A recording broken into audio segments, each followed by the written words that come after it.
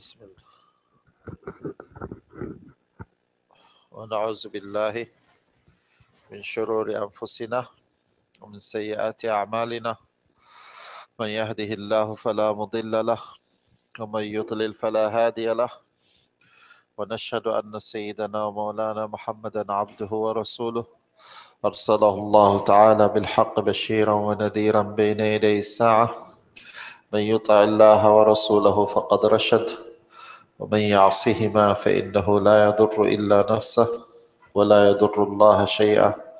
أما بعد، فيقول الله تبارك وتعالى في كتابه الكريم بعد أعوذ بالله من الشيطان الرجيم بسم الله الرحمن الرحيم ولقد يسرنا القرآن للذكر فهل من مدكر.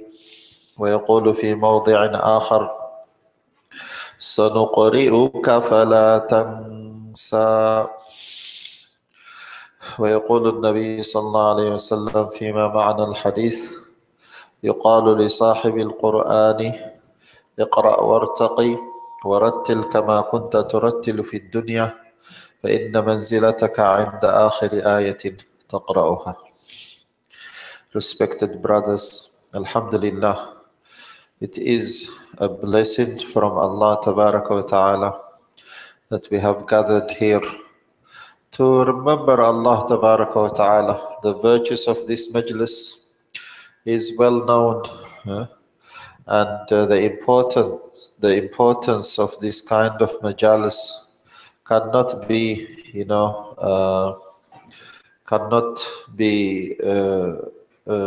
enumerated and accounted for. The majlis of ilm is the highest forms of ibadah. A majlis of ilm. So this majlis of learning and seeking knowledge, that you come, many of you come weekly from very far distances. I will mention one hadith. The Prophet ﷺ, that he said, the seeker of knowledge, من سلك طريقا يلتمس فيه علما سهل الله له طريقا إلى الجنة. The person who seeks the way of knowledge, Allah Tabaraka wa Ta'ala will make his way easy to Jannah. And the angels, they spread their wings, and all the creations of Allah Tabaraka wa Ta'ala, even the ant in the hole, seek forgiveness for this seeker of knowledge.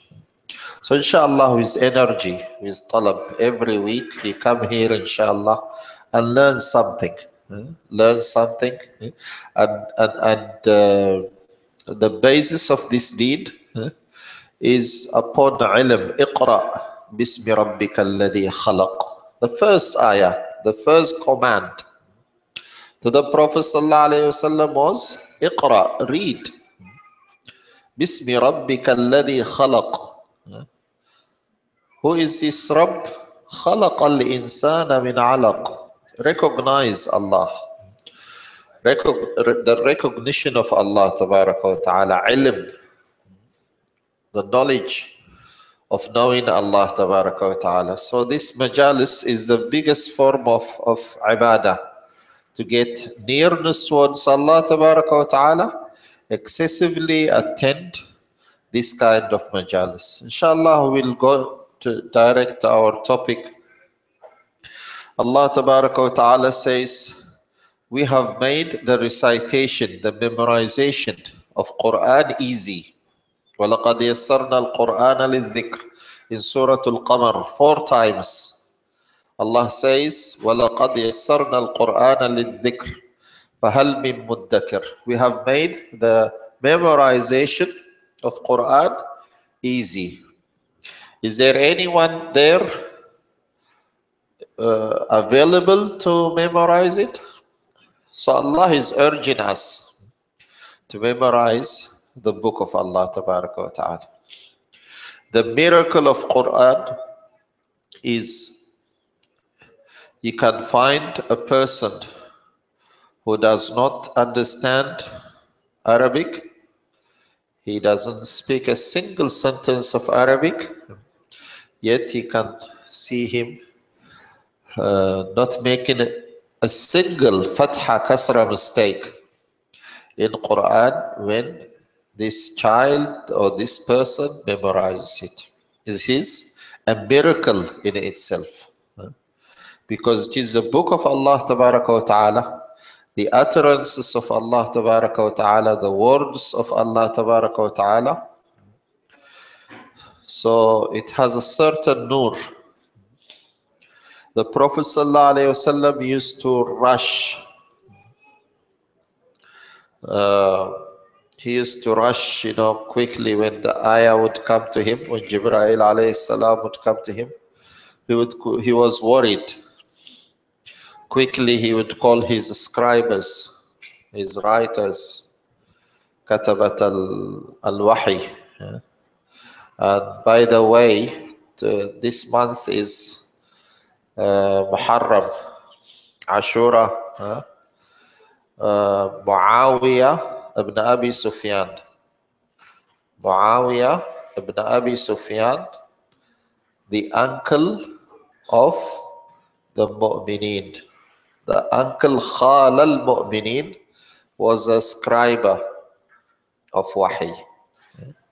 He was Katibul Wahi.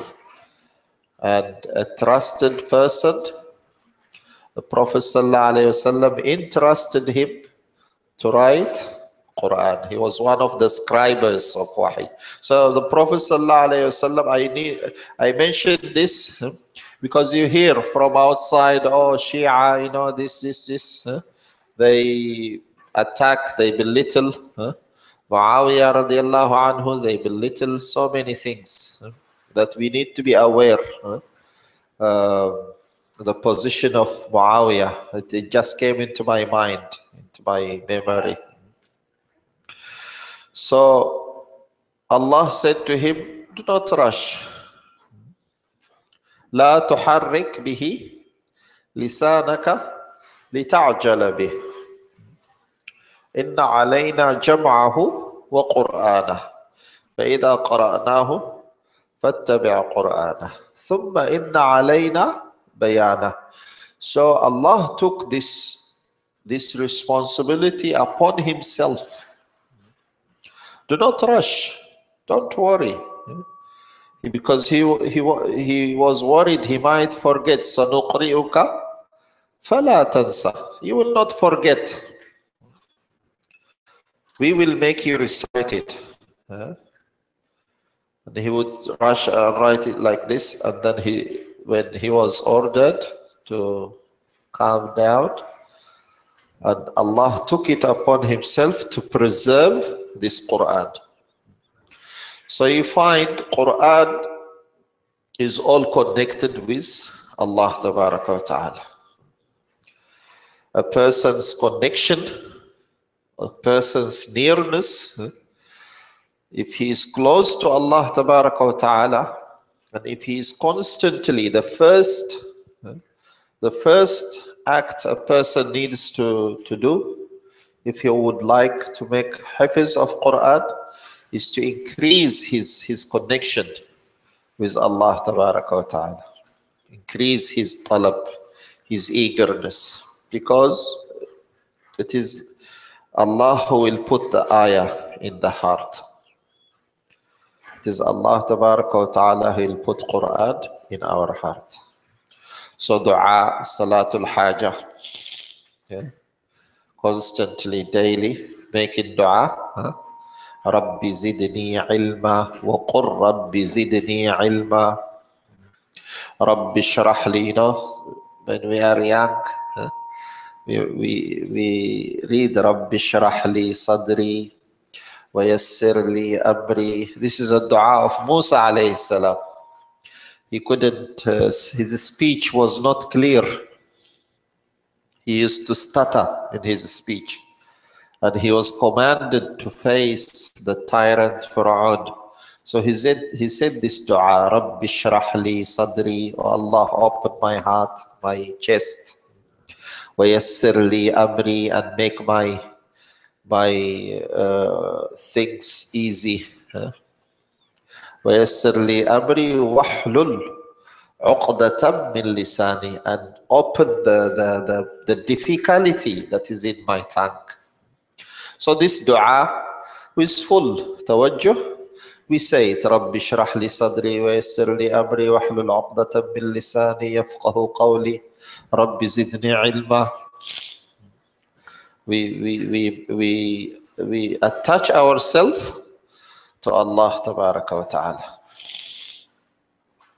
Now, the first stage, there's many stages that we need to pass to make Hafidh.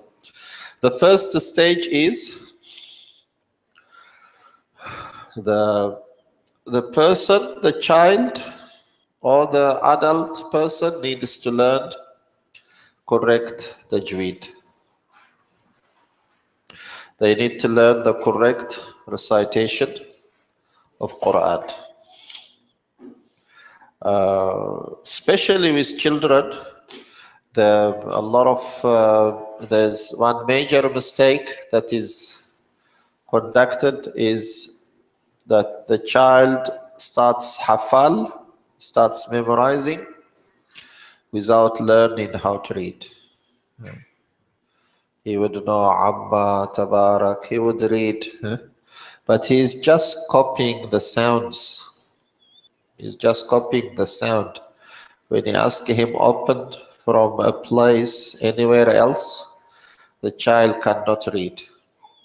So first important task is to teach the child how to recognize recitation, reading from anywhere in Quran.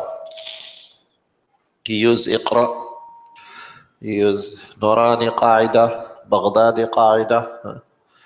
There is many books in the Ummah. Generally, in Indonesia, Malaysia, they use Iqra. And the Indian subcontinent, they use Nurani Qaida. And Arab countries, Baghdadi Qaida. So all these books have been generally accepted by the Ummah. They have been accepted by the Ummah, and they have been used for many generations. Qa'idatul Nur is 200-year-old book. Baghdadi Qaida is very ancient. So whatever books we use, those three books are out of my experience, I find that they've been easy to teach 4 years old, 5 years old children, very young. And adults also. Adults. So whatever book you use, you try to finish tajweed, finish qira'ah first, and then after that you go into what we call nazara, practicing all the rules that the child learned into Qur'an. So you open a page, memorization is not allowed, a page where the child does not know. You have taught him all the tajweed books, everything, all the tajweed rules, which is very simple. What is tajweed? You might ask yourself, what is tajweed? Is tajweed, we teach him, nun sakin ma qablaha, all this, big books. No, for very young children and for non-speaking Arabic, people who do not speak Arabic, we try to simplify tajweed.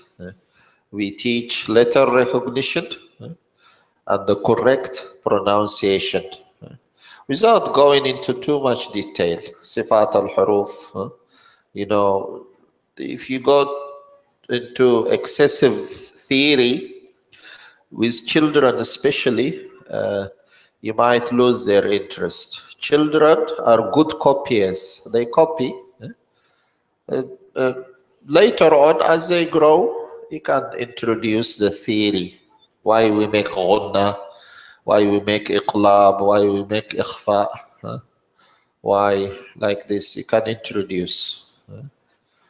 But at a very tender age, just say sad, dad, voices, and make sure the child sees your mouth, how you recite. And if the child makes a mistake, you repeat again and again and again. So practice is how you teach tajweed. So you teach letter recognition, the makharij al-huruf, the correct pronunciation without showing, the big picture. It has all like a map. This is okay for me. But for young children, just copy. Simple. And then you go into fatha, kasra, dhamma, fathatain, kasratain, dhammatain, sukun, shadda. And then mudud. Very simple. Seven things he teach. And this is in those books. Those Iqra and Qa'idat al-Nur and Baghdadi Qa'idah. So when we say tajweed, we don't mean deep, big, thick books trying to teach. And teaching an Arab is different than teaching a non-Arab. A person who doesn't know the language. So you try, do not go into grammar. Do not go into nahu, do not simplify. Al-bazazatu min al-iman. Al-bazazatu min al-iman. Al-bazaza means simplicity. Keep things simple. La tatakallaf. Takalluf. How do you say English? Takalluf. Do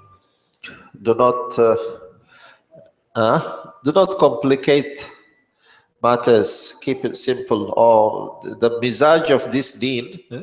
Okay, you sit down on the floor, you eat with your hand.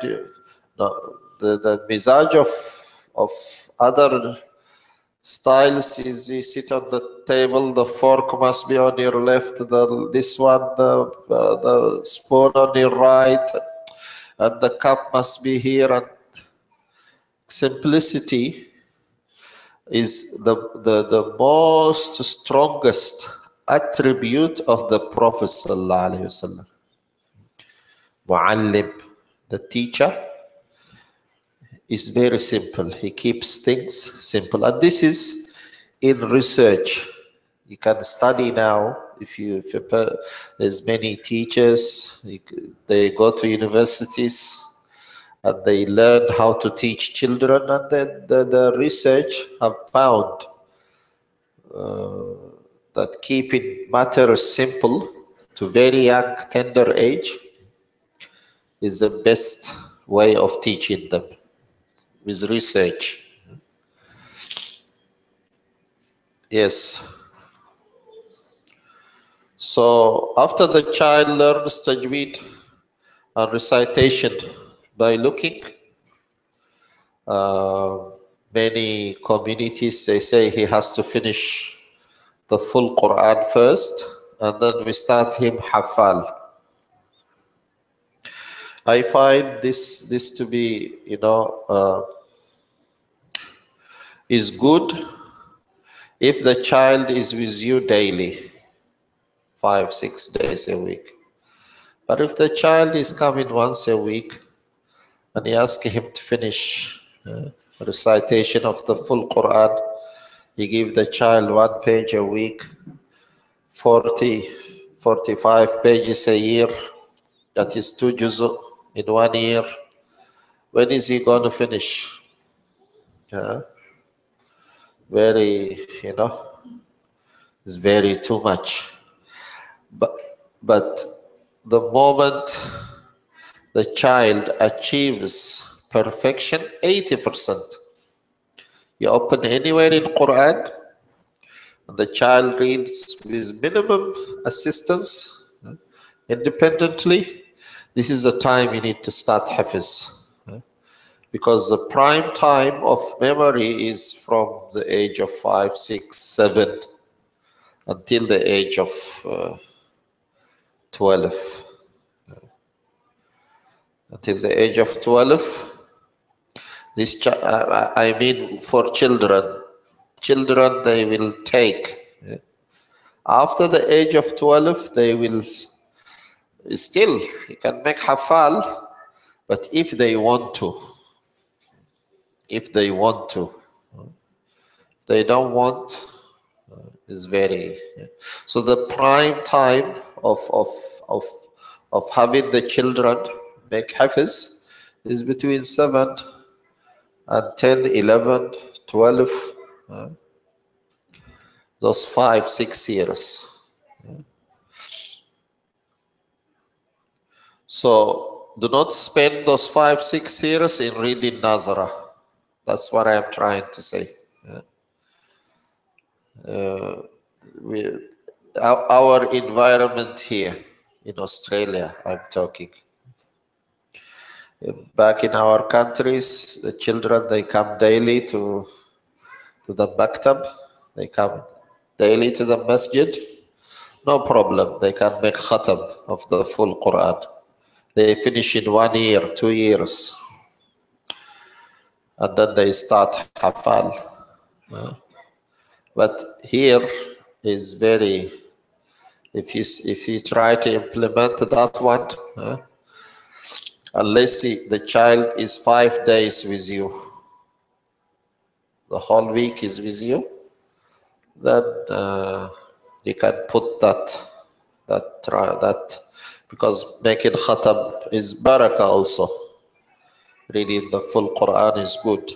I'm not saying it is, but our situation here in Australia is better because the kids, they come twice a week, they come once a week. It's very difficult distances. The madrasa is far, and it becomes hard.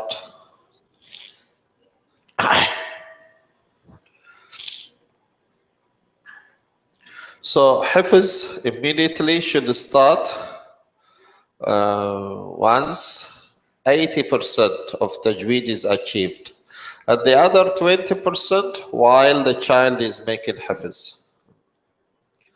While the child is making Hafiz, the ustaz can teach. You will never achieve perfection. You'll never achieve. Still, myself, I'm not that perfect. But why each day try, if the child says ha, he says it wrong, he says ha or instead of ha, never mind, continue, but in the back of your mind, keep on fixing it. And you'll find after 6, 7 months, 1 year, you'll find the recitation of the child has improved. So do not try to fix the error in 1 day, and do not bog the child in one element. If you want the child to be enthusiastic, he must feel that he is progressing, that the child is progressing. So if the child feels, I'm doing all this effort, and this ustaz is always picking on those mistakes, and then he gives up. So if the child makes 5, 6 mistakes, okay, you let 2, 3 mistakes pass, khafi, Lahnun khafi, not jali, not big major mistakes, minor mistakes. But teach one. Let him focus on one element. So when the page is given, okay, Surah Al-Duha, Al-Duha, Wad-Duha, Ha, okay. Fix Ha. Next week, I'm going to test you in Ha. Don't give bad. Don't give so many instructions. Give one element of tajweed. So the whole week, the child will remember Ha, Wad-Duha, pronunciation. All tajweed is pronunciation. If the pronunciation is fixed, everything else will be fixed. And this pronunciation cannot be perfected in one sitting, or in 1 week, or in 1 month. It takes 6 months, 1 year, 2 years in some instances. It takes very long, depending on the level of the child. Some children are fast. Some children, they learn fast, but they forget fast. Some children, they learn slow, but after they learn, it is imprinted, very strong. Some children, they begin to get them starting is very difficult. But after they start, they don't stop like this. So each person is different. So there is no set rules. There is no set rules. And the element of tawakkul comes in. The element of tawakkul on Allah. The element of dua and ibtihal. So Allah is the teacher. Alam yajidka yatiman fa'awa. وَوَجَدَكَ ضَالًّا فَهَدَى. You were astray, and we guided you. And the Prophet said, عَلَّمَنِي رَبِّي. My Lord has taught me. So that Allah taught the Prophet, Allah took care of him. So again, we go back to the element of tawajjuh towards Allah. So the adab, akhlaq is also very important. The manners, the tawajjuh. The child should be on wudu. The child should be miswak. The child should face the qibla. The child should be sitting down humbly and reading. This all aspects, this all adab assist into directing the person towards Allah tabaraka wa ta'ala, towards humbling ourselves. Musa alayhi salam, he stood. Musa alayhi salam, he stood on the mimbar and he said, I am the most knowledgeable person. Allah said to him, no, you are not. No, you are not. There's someone more knowledgeable than you. And he sent him to Al-Khidr. He asked him to go and seek knowledge from Al-Khidr alayhi salam. And he went to Al-Khidr. And when he reached there, فَوَجَدَا عَبْدًا مِنْ عِبَادِنَا آتَيْنَاهُ رَحْمَةً مِنْ عِنْدِنَا وَعَلَّمْنَاهُ مِنْ لَدُنَّا عِلْمًا. So he went to seek knowledge and he found Al-Khidr alayhi Surah Al-Kahf. In Surah Al-Kahf, the last page of Juzu number 15. The incident, the last page of Juzu number 15. So he goes to Al-Khidr, and what does Allah describes him? Abdan min ibadina, a servant, one of our servants, slaves. Abd. Subhana alladhi asra bi'abdihi min al-masjid al-harami ila al-masjid al-aqsa. The description given to the Prophet sallallahu alayhi wasallam is abd, servant, slave, the highest form of description.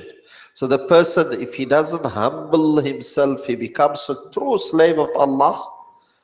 This knowledge cannot benefit this person. عَبْدًا مِنْ عِبَادِنَا آتَيْنَاهُ رَحْمَةً مِنْ عِنْدِنَا. We have given him a mercy. مِنْ عِنْدِنَا. From us. From Allah himself, he was given. وَآتَيْنَاهُ مِنْ لَدُنَّا عِلْمًا. عِلْمْ لَدُنِّي.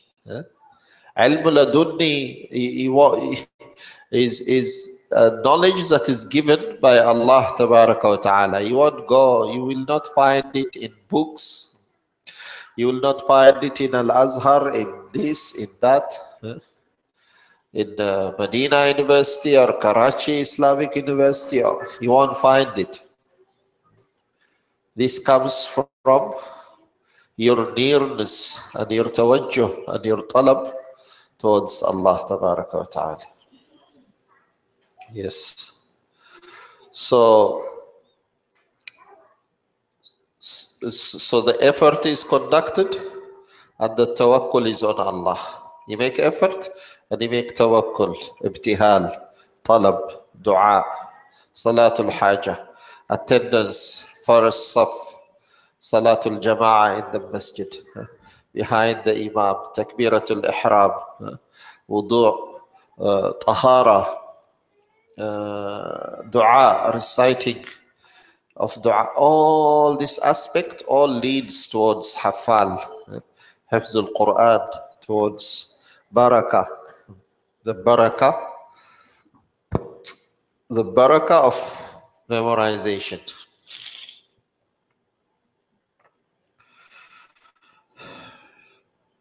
So you begin always from Juz'a Amma. Start Juz'a Amma. And the first part, the second half from An-Nas to Al-Fajr is a part that is easily memorized. And then the second part from Al-Fajr to An-Naba, this one, it needs a little bit of effort. But generally, all children, majority of children, they should be able to finish Juz'a Amma. And after Juz'a Amma, then you go to Tabarak Allazi. And you start in order. Don't go mursalat like that, ad-dahr. Don't go like that. You begin from An-Nas and you continue the opposite way towards Amma. So if the child reaches Amma, then you begin from Tabarak. And go downwards in order. So Surah Al-Mulk, Surah Al-Qalam, if the child memorizes these two surahs with ease, then the child, inshallah, has a potential of memorizing Qur'an, because it is a test. The first two juz are like a test for the child. Allah is testing. And is like, new dress. When you buy new dress, the button doesn't go in straight away. You need to push it, keep on pushing it. So the child is, especially Al-Qalam, Surah Nuh, Surah Al-Ma'arij, all those surahs, they are testing the person. If the person succeeds, immediately he pushes himself and continuously applies himself in, then we consider the Juz' Qad Sami'a Allah, or we go into Al-Baqarah. I personally prefer to go from Al-Baqarah after the child finished the last 2-3 juz'. We go into Al-Baqarah because Al-Baqarah is like the training ground has been in Amma Tabarak. Now the milestone is a big track, is a big mountain. The child opens the surah and he counts the pages, how many pages left to finish Al-Baqarah. This. So you start from Al-Baqarah. And there is, 2 juz and half. He memorizes. Like, while he's memorizing, he's busy. He wants to achieve this target. But if it is always a small surah, then I don't know, I find here in Australia, we have to do a lot of enticement, we have to play a little bit with their mind. So if they start from Al-Baqarah, then they have 2.5 juz. And usually the child who begins Al-Baqarah, he wants to finish it. So you have less pushing. He wants to achieve this target. Baqarah and then Ali Imran. So this is like 5 juz. Close to 5 juz plus 2 from there. Then you have 7 juz, a quarter of the Qur'an. And then this way, you know that the child is capable, the child is serious. Then you think of putting the child into full-time Hafidh, full-time madrasa, and full on, you go on. Yes, respected, inshallah. And usually the way we make Hafidh, we divide our time in 3 things. New lesson. If a person has 2 hours session, if you have 2 hour session, you spend 1 hour memorizing the new lesson and reading it. Half an hour reading this new lesson. If you started from An-Nas to An-Naba, Amma Yatasaalun. So your new lesson is, let us say, in Amma Yatasaalun. You read this 1 page, you memorize it, you read it to the teacher. After that, after you read this, you go back 1 month, 30 pages back or 30 lessons back, or you go back 1 month and try to read a minimum of between 10 to 20 pages daily. So 1 is new lesson, 2 is current juzu, and 3 is manzil. If a child has 3 juzu,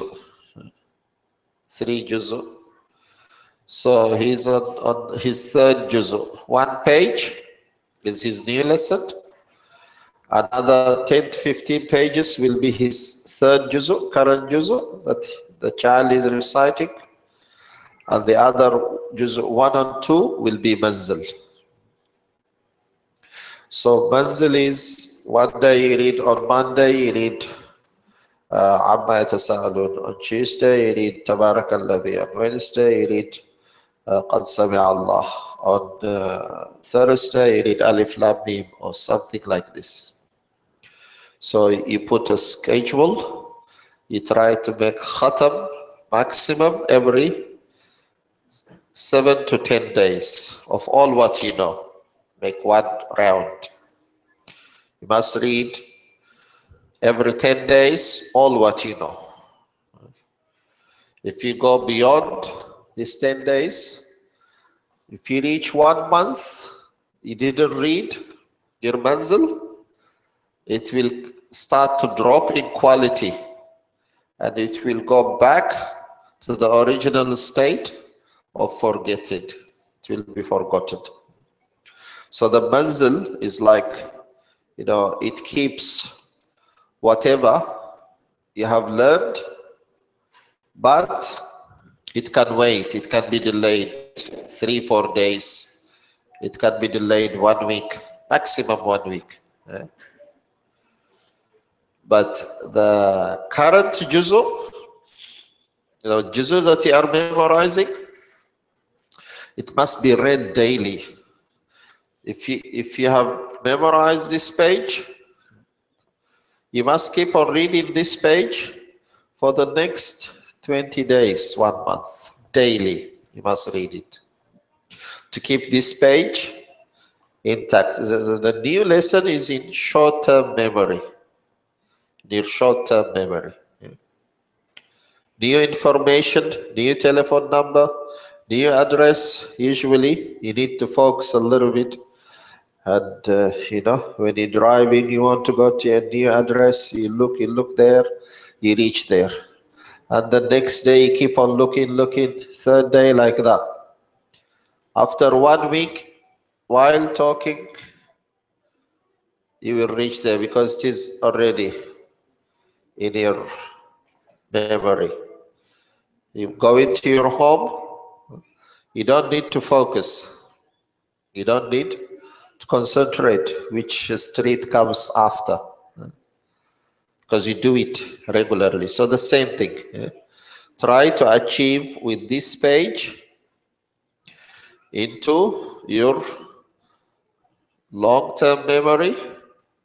Long-term memory will only happen if the repetition is done daily. So 3 things: new lesson and current juzu. You go back 30 days, must be read daily.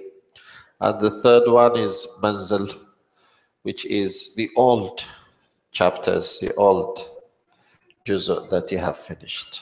Inshallah. Barakallah fikum. Too much information. If you have any questions, you may ask, inshallah. Barakallah, Sheikh Abdul. Just to recap what he said regarding the step of becoming Hafidh is, I think that's applicable for adults as well. Yeah. It's not only for the yes. Children. Is basically first to know the tajweed and practice with that, and then after. With adults, you can teach theory, no problem. But the problem you will find with adults is the practical application of this theory. So the adults, you can bog them. You can force. You can apply all. You can ask them. You give very small, like 3-4 lines of Nazara, and those 3-4 lines, if the adult person has 4 or 5 mistakes, then you try to do not repetition. Repetition will fix the adult's tajweed problems. Very small lesson, but you repeat. Okay. For brother and sister who would like to ask question regarding the topic today, memorization or Hafidh of the Qur'an, could put his or her hand up.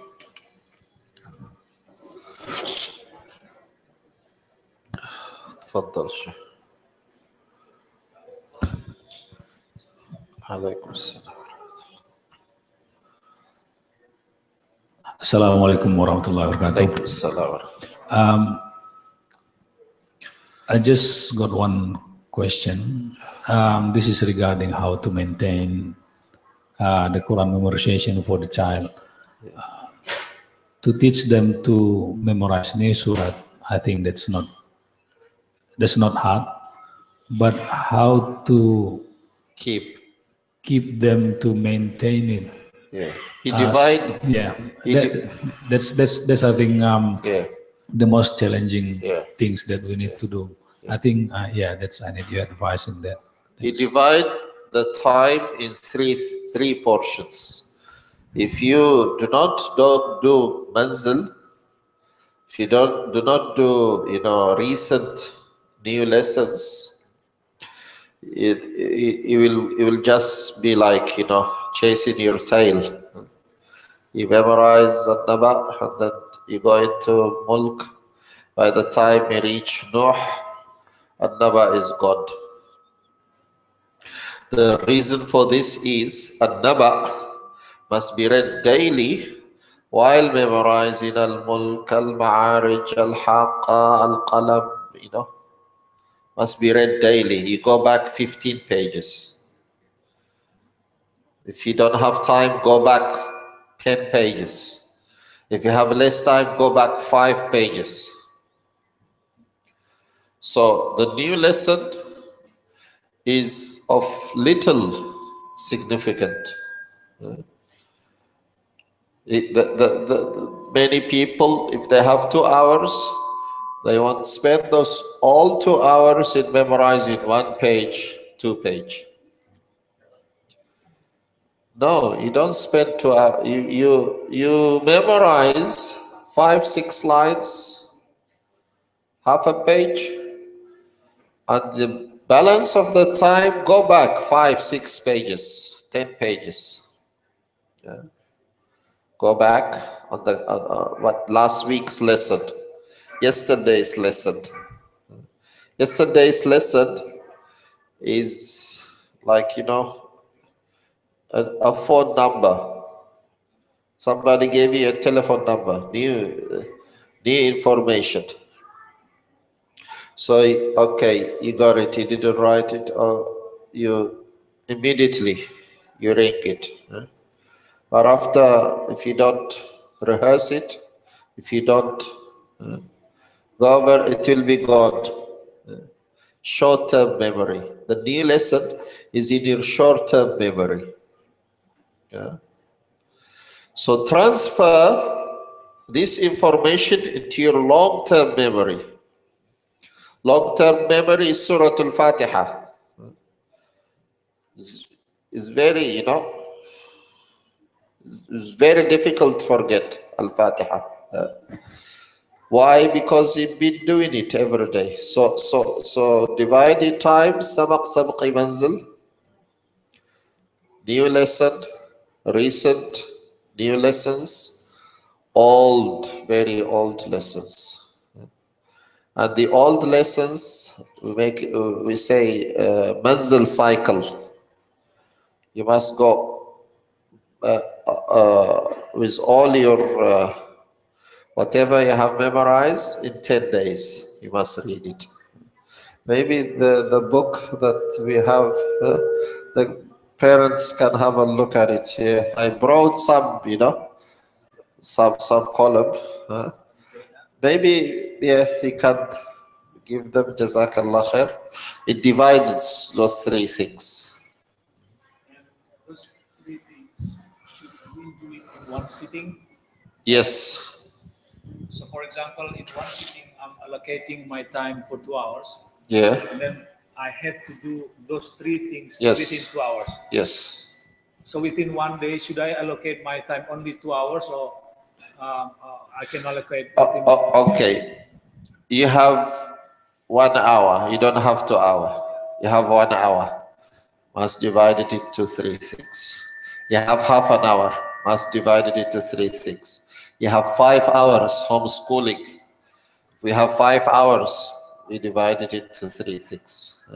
The quantity might be less, but the composition, the division must be proportional. 50% new lesson, 25% current juzu, current sabqi, 25% manzil. 50, 25%, 25%.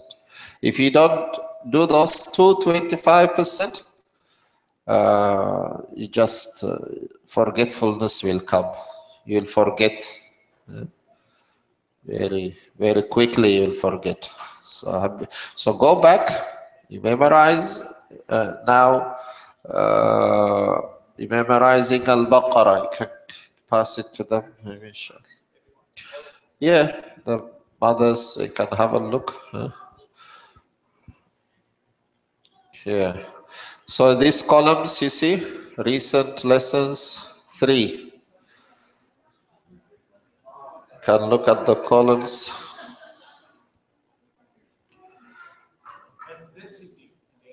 Yeah. Should I allocate my time three times 2 hours within one day, for example, one after Subuh, after Fajr, and then one after Asr, and then one after Isha? Is that what we're supposed to do, or is it just I'm allocating my time 2 hours? The best time for Hafidh is after Fajr.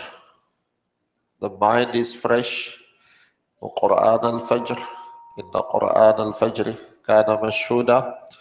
With less effort, you can memorize new lessons. So if you have, like you said, you have after Fajr, you have Maghrib, this. Generally, the sessions that are in the evening should be conducted for revision. You already know the surah, just revise it. You don't need much effort. The Fajr time for new lesson is good. Yeah, and there is preparation for this new lesson. If the child is in Surah, now the child is memorizing Surah Al-Mulk. Surah Al-Mulk. You can do something in Wadi Mubarak that I have noticed, and from my experience, you make the child listen to Surah Al-Qalam, which is the surah after Al-Mulk. Listen to it while playing, while eating, while, just put on the tape and let it play in the house, even to yourself, even to an adult. You drive into the school, you can't focus. You drive into work. Put on the tape of the surah after the one that you are memorizing, and you play it for 1 week. The same surah. You hit the repeat button. This way, when the child reaches Surah Al-Qalam, it becomes easy for him to memorize. It is already there. So this is another way of assisting. Yeah. So there is 3 columns. You can turn in the middle, somewhere in the middle of the pages. So there is new lesson and recent new lessons and the manzil. Yeah. Yeah. So whatever time you have, you can.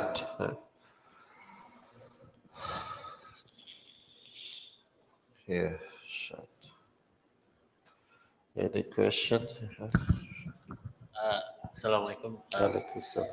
Is it easier for you to memorize while you know the meaning? Will that help in memorizing, especially for non-Arabic speaker? The issue of meaning is also another important issue.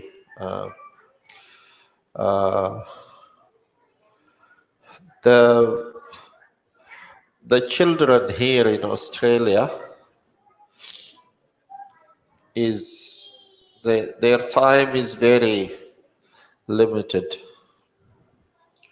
So They come once a week, twice a week, and to introduce Arabic, to introduce tafsir, to introduce,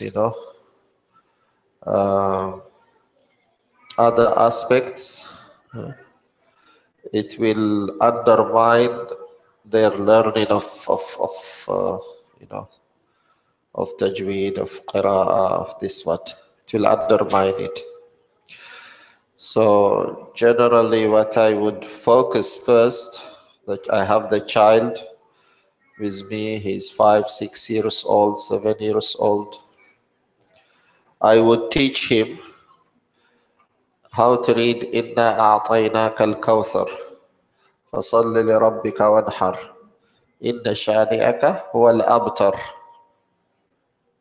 The word al-abtar, if you try to explain to him what does al-abtar mean, tafsir, is beyond his capacity. Is beyond al-abtar. Al-abtar means a person who his progeny is cut. His progeny, like his name is cut. In the Shani'ak, the kuffar, they insulted the Prophet ﷺ because he only had daughters. He doesn't have son. So they were name calling him that he will be after he dies, his name will not be carried by his male, because the daughters, they go to, they carry somebody else's. So Allah said, we have given you al-kawthar. Inna a'tainaka al-kawthar fasalli li rabbika wanhar. Your enemy will be al-abtar. Your enemy will be, his name will be cut. So try to explain this to a very, young child. If the child has more time, you have him with you more, teach Arabic, no problem. But if you only have 2-3 hours, focus on aqaid, on teaching him how to recite by looking, how to read by looking, not even hafal, not even hafiz. Yeah. And if the child knows how to read, you have given him a lot of, like a big treasure, that this child can appreciate when he grows up. And if the child knows his aqidah, his salah, his imaniyat, if he knows all this, is more than enough. Yeah. But to try to explain the meaning is good, depending on how much time you have the child with you. But from my experience, it takes 2 to 3 years of coming twice a week to teach a child how to read Qur'an. 2 to 3 years. They come twice a week. Twice a week is like 80 times a year. 40, 46 times once a week. Another 40 to 100 times a year. 100 hours, 100 sessions. What are you going to teach in these 100 sessions? Yeah, is very important.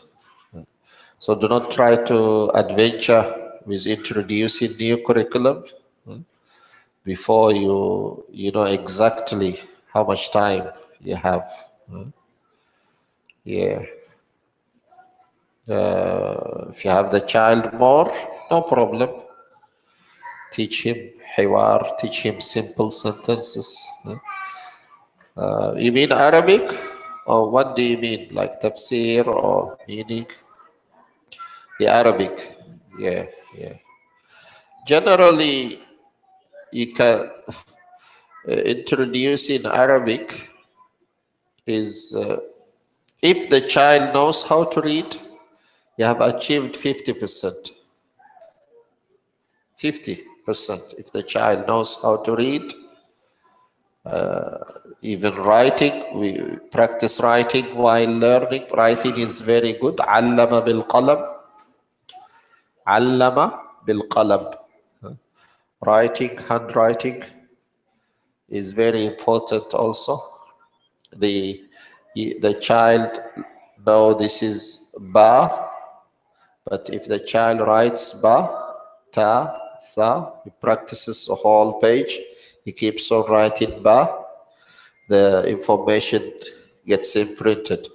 So reading and writing. And then you go into learning Arabic, or it depends how much time you have. Yeah. Now, yes, sure. Any question from the?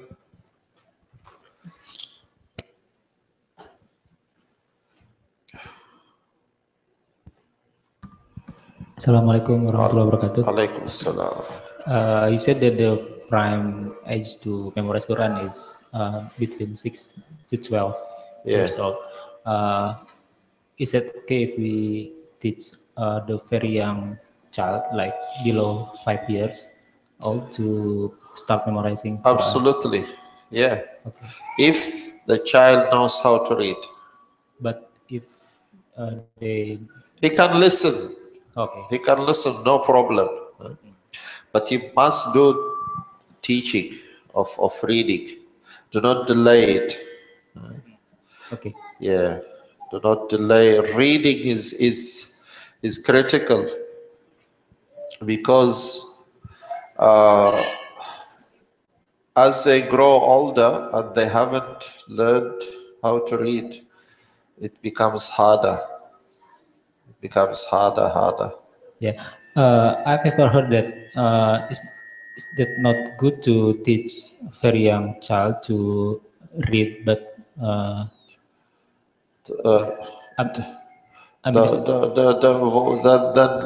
why all the new research, the children, they are teaching them at a very young age how to read English, how to read other languages, very young age. Do not listen to, must be researched. Okay. Must be, authenticated. Must be. Yeah?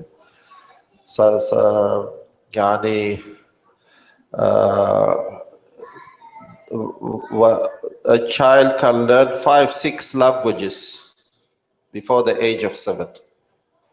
5-6 languages. And if someone is from Bahasa Indonesia, or from Eritrea or India, they can learn Arabic, Qur'an, with Indonesian language, with ease, without any pressure. I know one parent came to me and they said, "Oh, this is too much pressure on my son. He's learning English and Arabic," so he pulled him out. This is false information. If you research, I heard in the news how certain in America, certain communities there, they are teaching their children Chinese, English, and their local language. So because they want the child, when he grows, to learn, if he knows Chinese and English and French, he'll be employed anywhere. So they bring a Chinese nanny to sit with him and teach him when he's very young. And he goes to school and he's learning English. And from his parent, he's learning his own local. So the more you can do, no problem. The reading is important. Reading is important. Letter recognition. When the child is 4 to 5, kinder, try to teach him all the 26 letters, recognizing the sound with the picture. If he knows this, then it will help a lot. Yeah. With Hafal, no problem. You put Qul A'udhu bi Rabbin Nas, put the tape, let him. Yeah. Jazakallah. Any question from sister? Okay. Yes. Inshallah.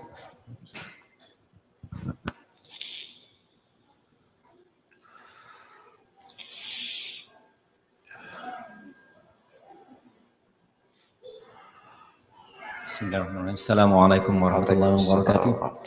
First of all, before I ask my question, on behalf of everyone in our community, I would like to extend our appreciation to Sheikh Abdul. I know you are a very busy person, but yet you make the time to attend our gathering this morning. It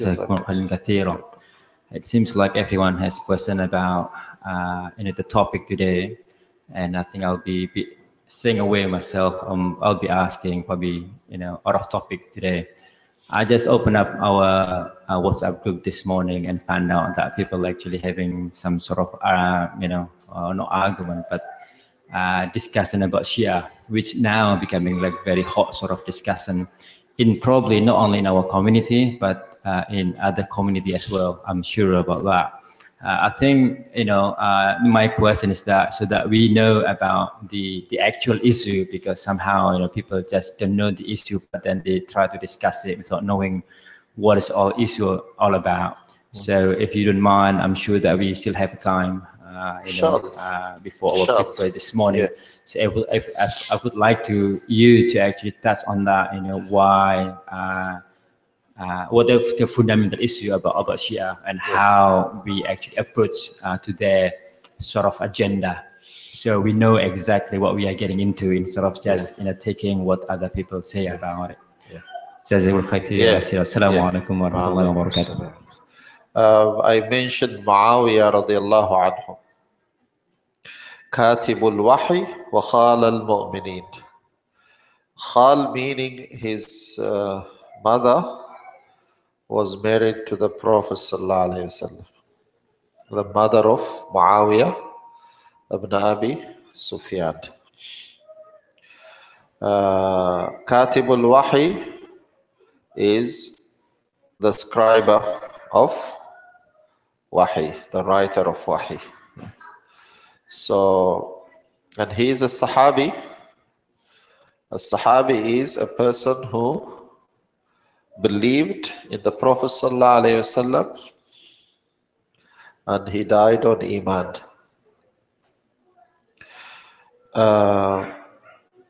Muharram has come, the month where the Ashura al-Husayn radiallahu anhu, the grandson of the Prophet sallallahu alaihi wasallam, was killed in this month.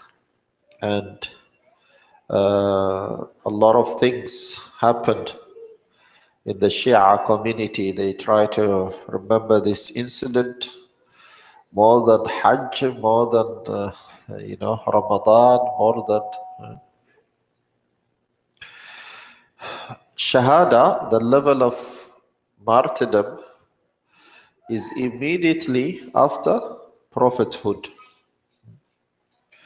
من النبيين والصديقين والشهداء والصالحين صراط الذين أنعمت عليهم من النبيين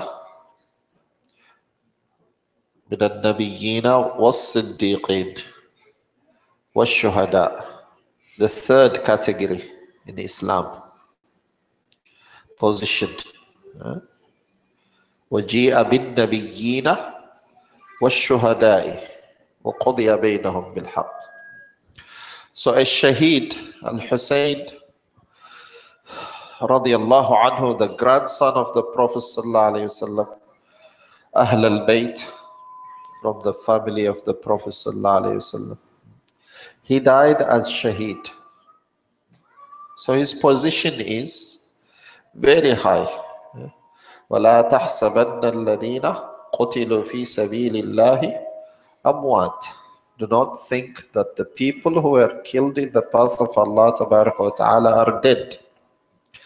بَلْ أَحْيَاءٌ عِنْدَ رَبِّهِمْ يُرْزَقُونَ.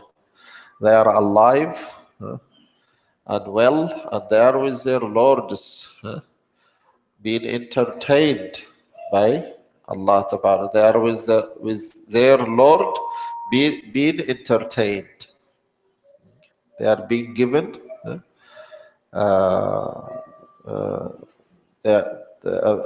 great life. Their life is great. So, as we know that the most beloved to the creations of Allah Tabaraka wa Ta'ala are Nabiyyin, prophets.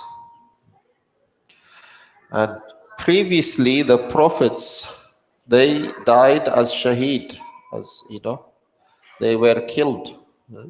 It is mentioned in the Qur'an that one of the evil qualities of Bani Israel was قَتْلِهِمُ الْأَنْبِيَاء. They used to kill the prophets. وَقَتْلِهِمُ الْأَنْبِيَاء بِغَيْرِ حَقٍّ. So prophets previously have been killed, have died in the path of Allah. Yahya alayhi salam, he died in the path of Allah Tabaraka wa Ta'ala. So why did the Prophet sallallahu alayhi wasallam didn't do and mention the day that Yahya was killed, or being of a higher status than Al-Hussein, the grandson of the Prophet sallallahu alayhi wasallam? Prophets are higher status than any of the creations of Allah, the Sahaba. There is one hadith that says, أحب الرجال إلى الله بعد الأنبياء أبي بكر الصديق. The most beloved in the sight of Allah Tabaraka wa Ta'ala from men after the prophets, is Abu Bakr as-Siddiq radiallahu anhu. So the position of Anbiya is the highest. And from those Anbiya, they died as shaheed. They were killed in the path of Allah Tabaraka wa Ta'ala. So mentioning this incident, Al-Hussein, he was killed, he was martyred, and making it a yearly occasion, and doing, hitting their back like that, and so many bid'ah, is just, it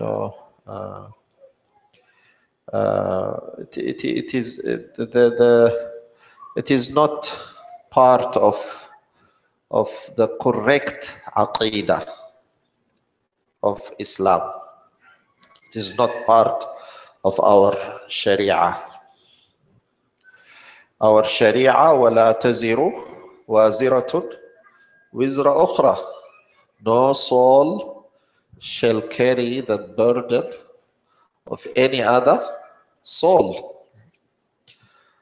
Like Nasara, the Christians, they have raised Isa alayhi salam. He died for our sins. This.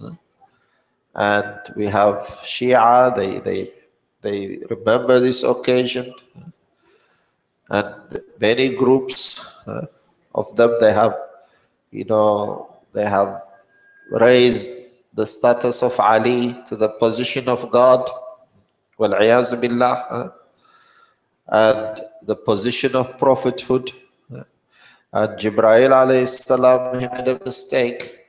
He gave prophethood to Muhammad instead of Ali.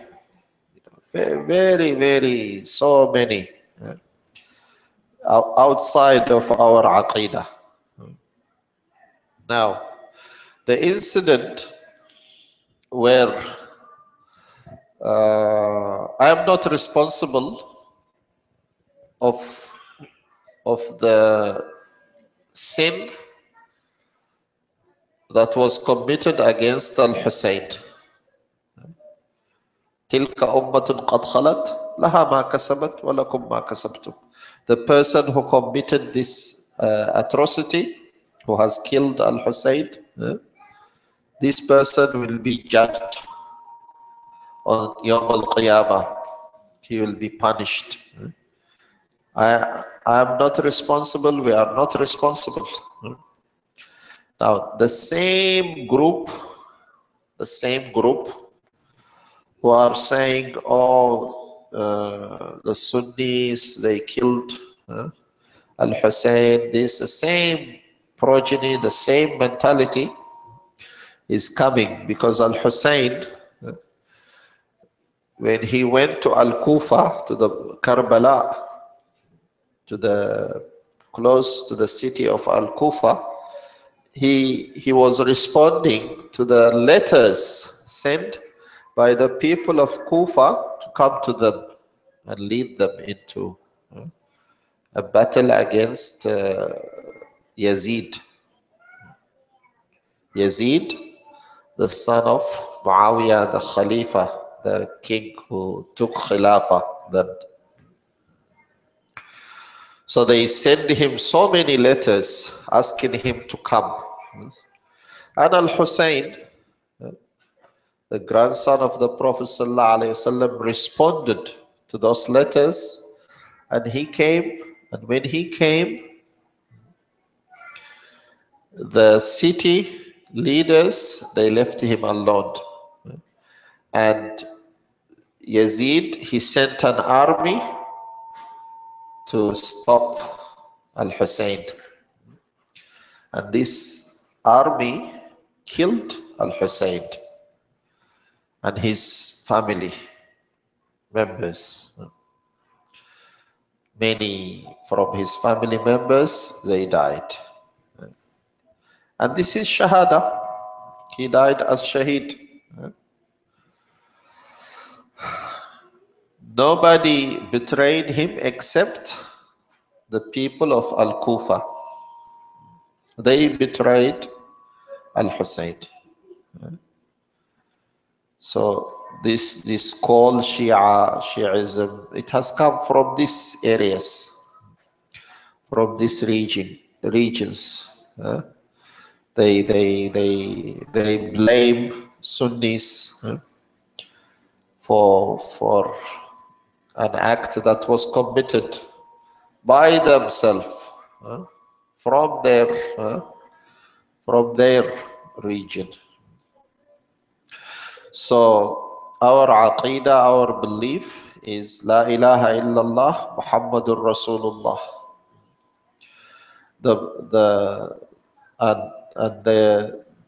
The person who is chosen, the person who is chosen by all the Sahaba and by Ali radiallahu anhu himself to lead the Muslims was Abu Bakr as-Siddiq radiallahu anhu.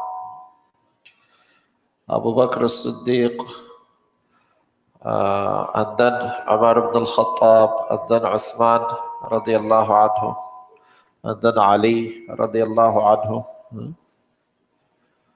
So what we need to take the position of caution we cannot say this one is kafir, this one is this one is that. Because if he is not, they say Muawiyah radiallahu anhu is kafir. And he was katibul wahi. He wrote Qur'an for the Prophet sallallahu alaihi wasallam. The Prophet sallallahu alaihi wasallam has used him. Abu Bakr as-Siddiq radiallahu anhu, he has used him. Umar ibn al-Khattab, he has used him. Usman ibn Affan, he has used him. So how come they say? So many things. We just need to be careful of our aqidah, of our iman, inshallah. Jazakumullah khair. Okay. Jazakumullah, Sheikh Abdul here. I think seeing the time, we gonna close or wrap up our session this morning. Inshallah, we